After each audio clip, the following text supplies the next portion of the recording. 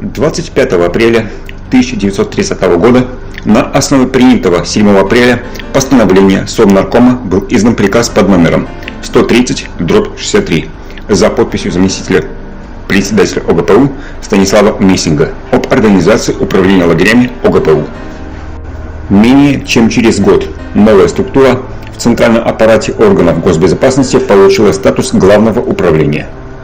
Для узников создавался эфемерный стимул, будто бы позволяющий ударной работой добиться досрочного освобождения.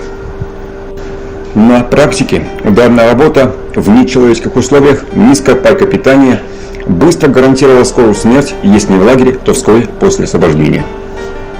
Так, в 1939 году в Карлаге суточная норма питания заключенных на общих работах колебалась в пределах от 400 граммов хлеба и двухразовой порции жидкого супа пониженная, и до 800 грамм хлеба и двухразового горячего питания из 2 блюд ударная.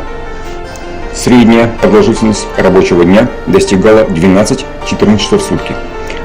А промобъект находился на расстоянии 8-10 км от лагеря. Когда же в результате истощения и потери трудоспособности заключенные не могли больше служить рабочей силой, их сбрасывали со счетов.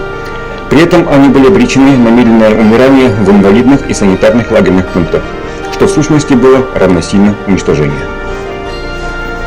Во всей Российской империи за 30 лет в 1885-1915 годах в тюремной системе умерло 126 тысяч человек. Столько заключенных погибло в системе ГУЛАГа в одном лишь 1938 году.